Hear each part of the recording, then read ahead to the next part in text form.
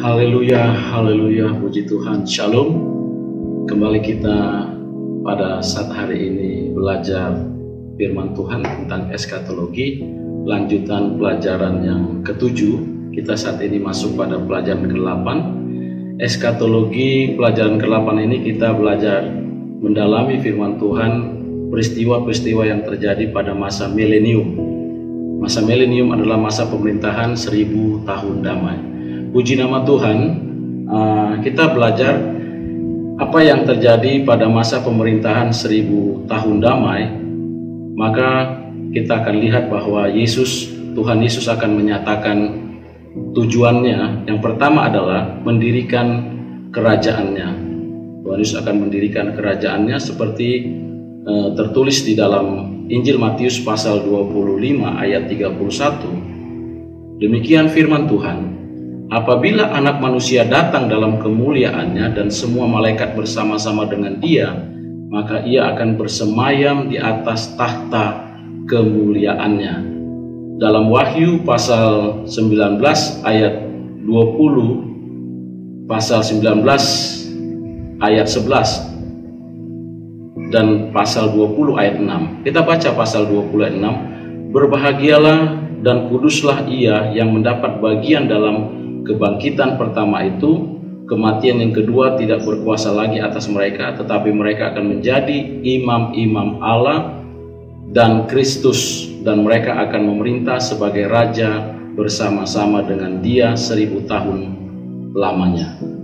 Nah, ini masa milenium, peristiwa milenium, masa pemerintahan 1000 tahun damai. Maka kita lihat bahwa Yesus akan mendirikan kerajaannya. Kemudian Tuhan Yesus akan duduk di atas tahtanya sendiri. Dalam Wahyu pasal 3 ayat 21, demikian firman Tuhan, barang siapa menang, ia akan kududukkan bersama-sama dengan aku di atas tahtaku, sebagaimana aku pun telah menang dan duduk bersama-sama dengan Bapakku di atas tahtanya.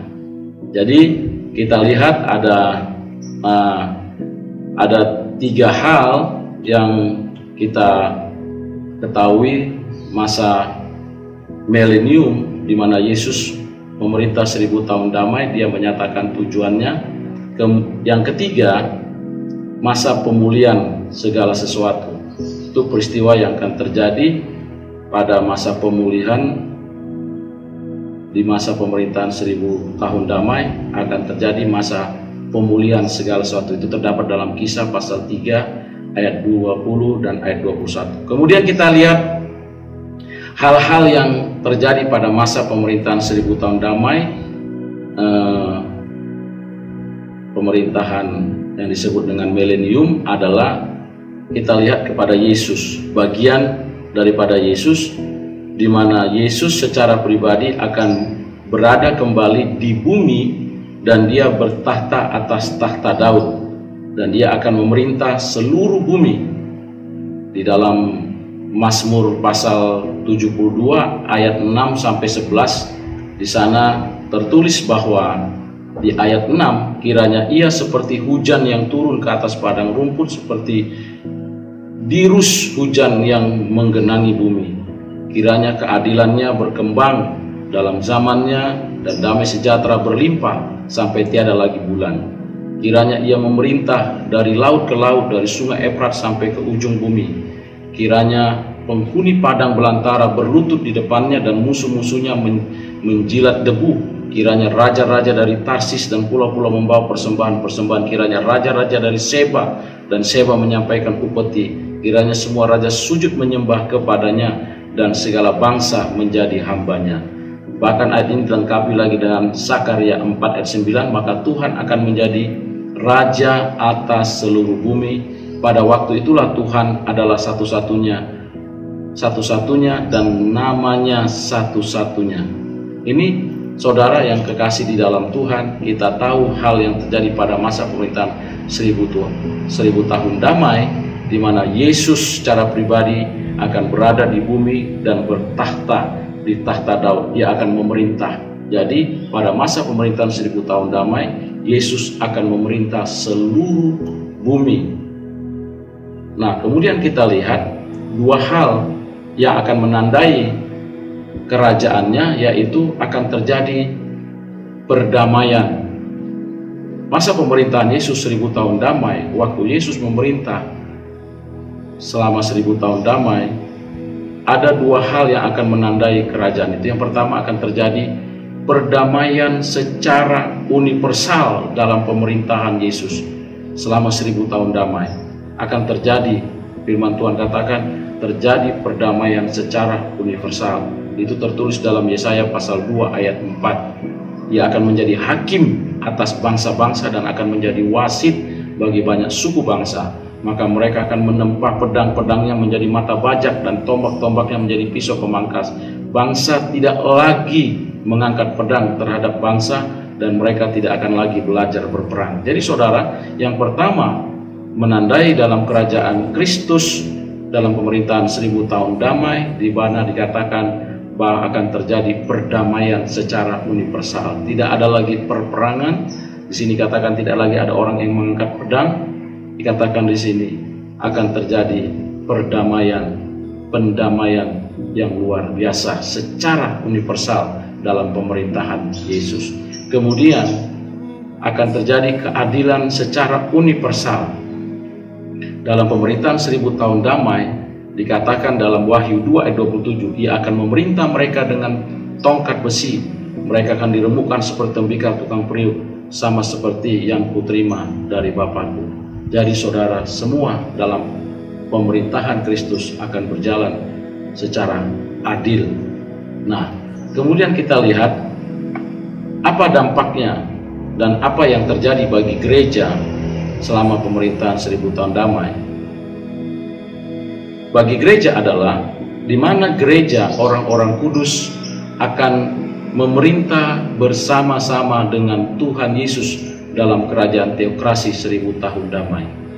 Dalam 1 Korintus 6 ayat 2 dikatakan bahwa firman Tuhan mengatakan, atau tidak tahukah kamu bahwa orang-orang kudus akan menghakimi dunia, dan jika penghakiman dunia berada dalam tanganmu, tidakkah kamu sanggup untuk mengurus perkara-perkara yang tidak berarti?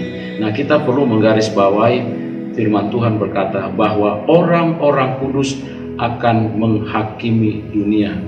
Nah, di sini kita lihat bahwa orang-orang percaya, orang-orang kudus akan memerintah bersama-sama dengan Kristus selama 1000 tahun damai dalam pemerintahan kerajaan Kristus secara teokrasi, di mana Kristus yang memerintah di dalamnya.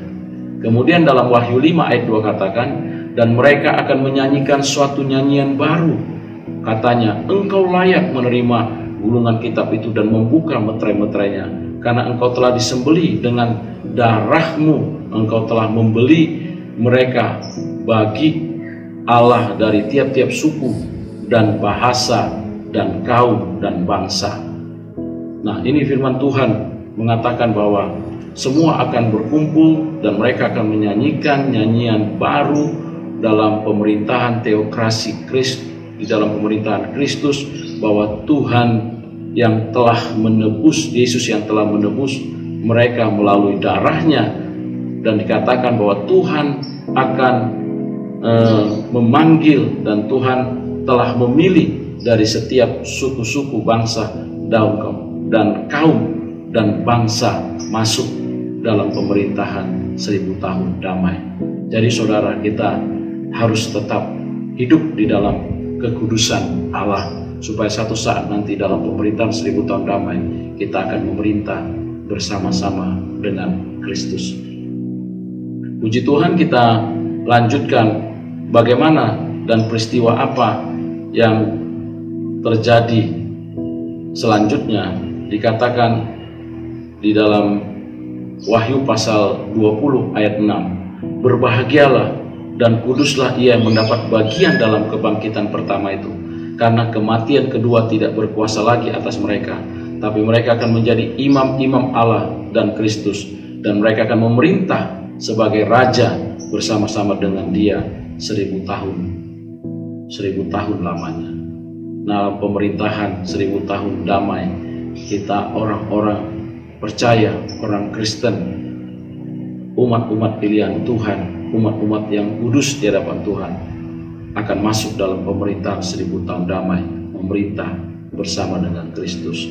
Kemudian apa yang terjadi, saudara, selanjutnya bagi bangsa Israel?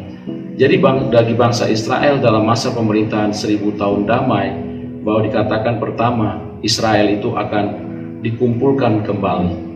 Itu tertulis di dalam, jadi Israel akan dikumpulkan kembali. Israel sebagai umat pilihan Tuhan, mereka akan dikumpulkan kembali. Itu tertulis di dalam Yeremia pasal 16 ayat 14 sampai 15. Sebab itu demikianlah firman Tuhan, sesungguhnya waktunya akan datang bahwa tidak dikatakan orang lagi, demi Tuhan yang hidup yang menuntun orang Israel keluar dari tanah Mesir, melainkan demi Tuhan yang hidup dan menuntun orang Israel keluar dari tanah utara, dari segala negeri kemana ia telah mencerai-beraikan mereka. Sebab aku akan membawa mereka pulang ke tanah yang telah kuberikan kepada nenek moyang mereka.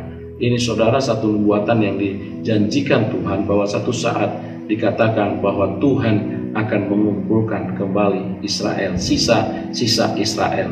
Israel kemudian dikatakan selanjutnya Israel akan menyesal dan mereka akan bertobat.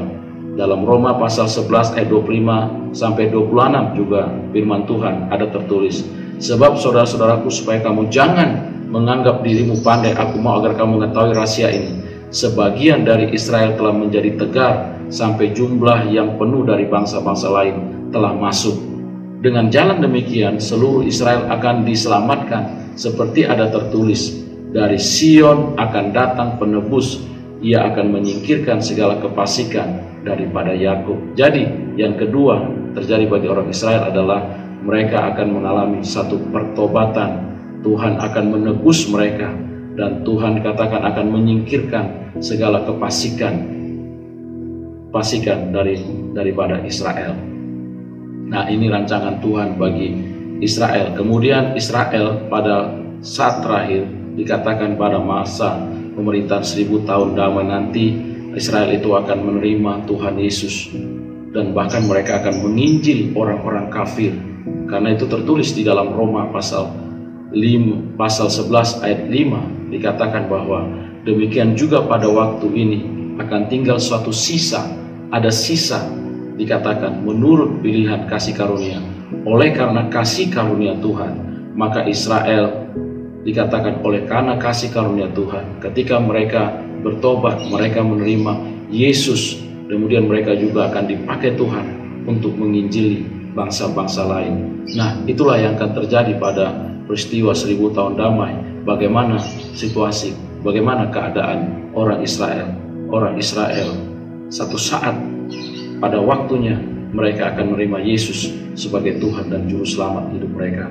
Aku akan, dikatakan di ayat 19 dalam Yesaya 66, aku akan menaruh tanda di tengah-tengah mereka dan akan mengutus dari antara mereka orang-orang yang terluput kepada bangsa-bangsa, yakni mereka akan diutus ke Tarsis, Lut, ke Mesa, ke Ros, ke Tubal dan Yawan, ke pulau-pulau yang jauh yang belum pernah mendengar tentang aku dan belum pernah melihat kemuliaanku, supaya mereka memberitakan kemuliaanku di antara bangsa-bangsa. Nah, Tuhan juga akan memakai bangsa ini setelah mereka diselamatkan, mereka terima Yesus, mereka juga akan memberitakan kemuliaan Kristus kepada bangsa-bangsa lain.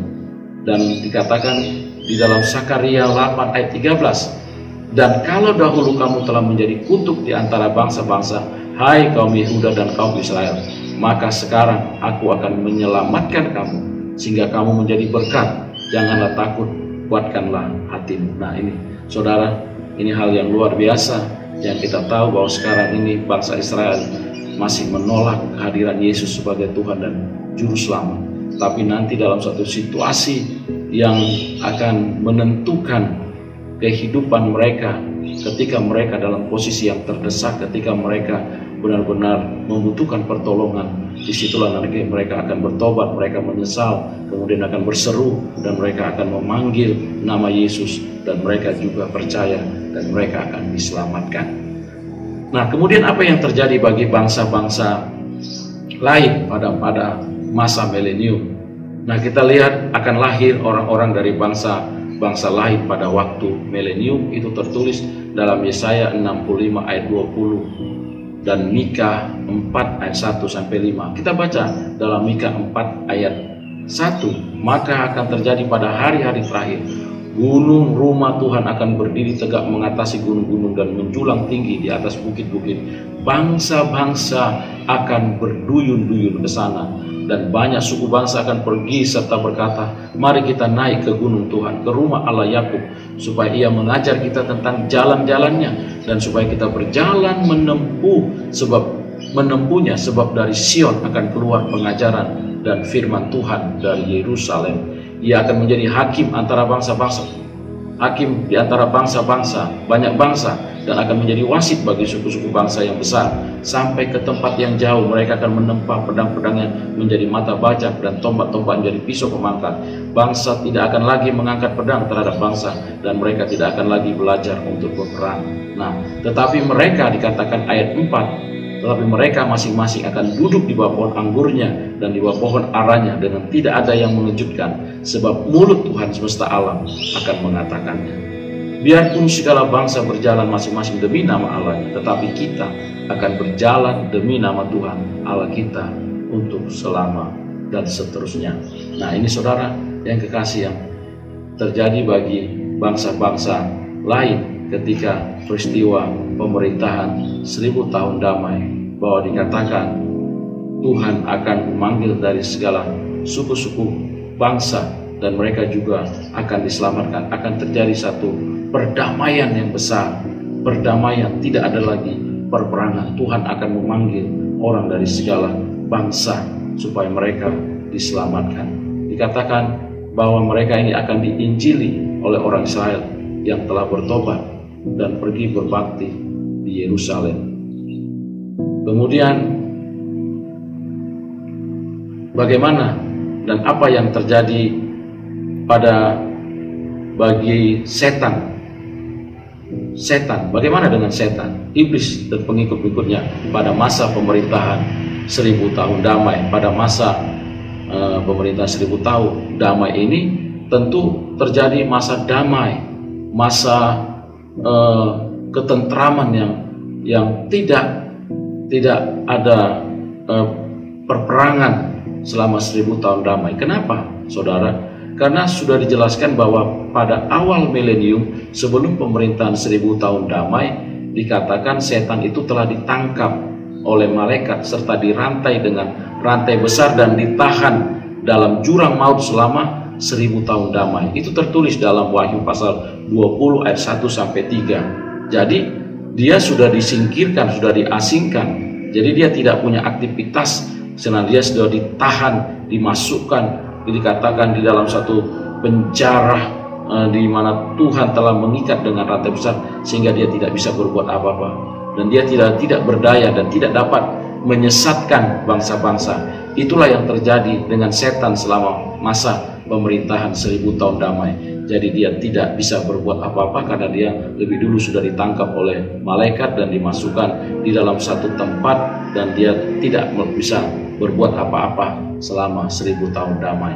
Kemudian bagaimana dengan alam semesta, alam ciptaan Tuhan selama masa 1000 tahun damai? Di sini akan terjadi perubahan topografi atau peta alam yang besar. Kenapa, saudara? Ini tertulis di dalam Yesaya 51 ayat 1 sampai 2, katakan bahwa padang gurun dan padang kering akan bergirang, padang belantara akan bersorak-sorak dan berbunga. Ayat 2 pasal 35 dalam Yesaya 35, seperti bunga mawar ia akan berbunga lebat dan akan bersorak-sorak dan bersorak-sorak dan bersorak-sorai. Kemuliaan Libanon akan diberikan kepadanya, semarak Karmel dan Saron, mereka itu akan melihat kemuliaan Tuhan, semarak Allah kita. Kemudian di dalam Yesaya 55 ayat 11, sebagai ganti semak duri akan tumbuh pohon sanobar, dan sebagai ganti kecubung akan tumbuh pohon murad, dan itu akan terjadi sebagai kemasyuran bagi Tuhan, sebab tanda abadi yang tidak akan lenyap. Nah, ini keadaan yang terjadi bagi alam ciptaan dikatakan terjadi satu perubahan yang luar biasa. Padang gurun dia berubah, dikatakan dia akan bergirang belantara bersorak-sorai. Bunga mawar dia berbunga lebat bersorak-sorai. Dikatakan Libanon akan diberikan kepada Semara Karmel. Nah, inilah keadaan alam ciptaan, di mana dikatakan juga semak duri akan tumbuh menobar. Semua berganti dengan tumbuh-tumbuhan yang ikut dikatakan memasyurkan nama Tuhan. Semua hal-hal yang tidak baik itu akan lenyap pada waktu itu. Kemudian bagaimana sifat binatang buas pada waktu masa pemerintahan 1000 tahun damai? Dalam Yeremia 11 ayat 6 sampai 9, sifat binatang buas adalah dikatakan tidak akan terjadi, tidak akan ditemukan binatang-binatang buas yang saling memakan satu dengan lain, saling membunuh satu dengan lain.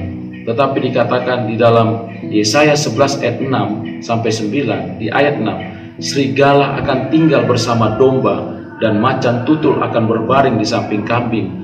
Anak lembu dan anak singa akan makan rumput bersama-sama, dan seorang anak kecil akan menggiringnya. Ini saking kita bisa lihat di masa pemerintahan 1000 tahun damai, saking damainya binatang-binatang, tidak ada lagi binatang buas. Bahkan sampai dikatakan seorang anak kecil akan menggiringnya. Apa yang digiring? Di sini dikatakan bahwa singa, macan tutul, di sini dikatakan bisa berbaring, bisa berbaring di samping kambing, dan mereka tidak saling bertengkar dan mereka tidak saling membunuh satu dengan lainnya. Inilah keadaan binatang buas pada masa pemerintahan 1000 tahun damai. Bahkan dikatakan di ayat 7, lembu dan beruang akan sama-sama makan rumput dan anaknya sama-sama berbaring, sedang singa akan makan jerami seperti lembu. Jadi berubah saudara, singa akan makan jerami seperti lembu.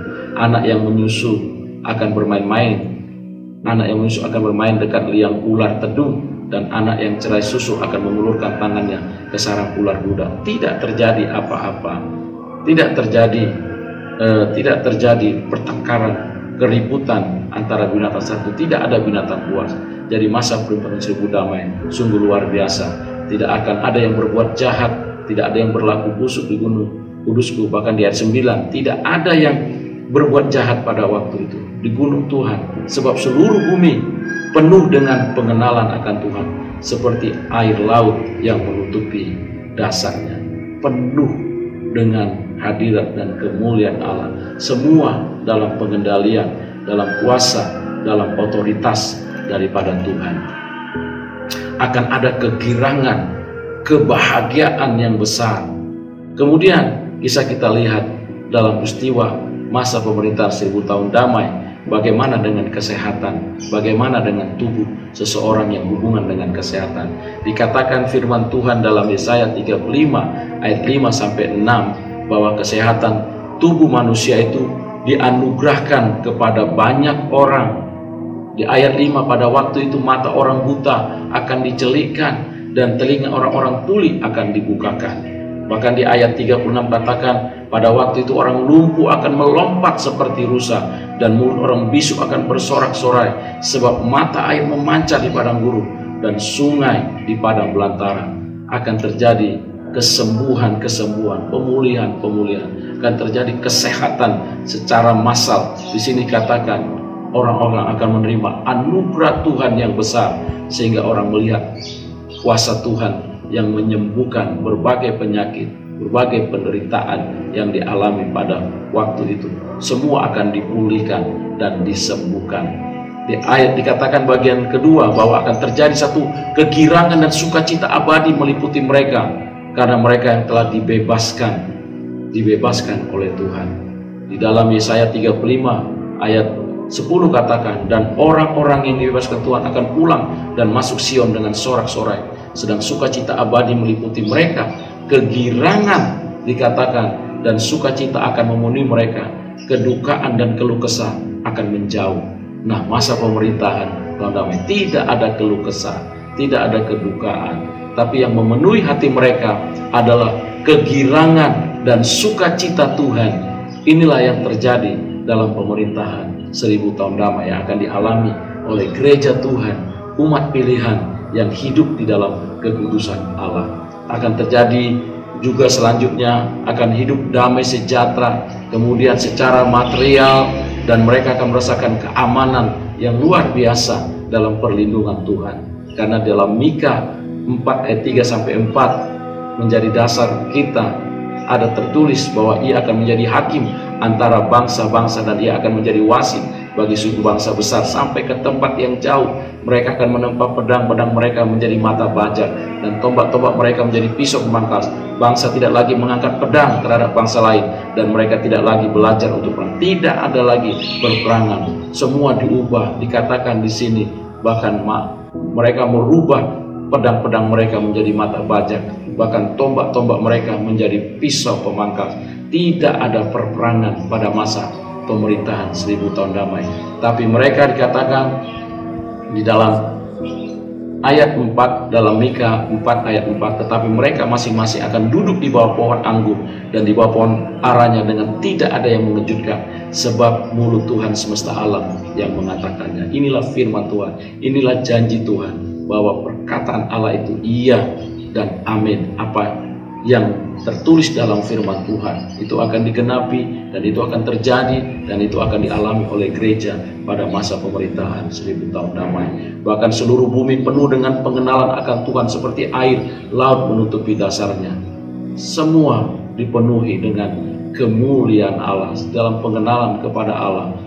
Tidak ada, dikatakan tidak akan ada perbuatan jahat atau berlaku busuk di seluruh bumi yang kudus, sebab seluruh bumi penuh dengan pengenalan akan Tuhan seperti mata air yang menutupi dasarnya.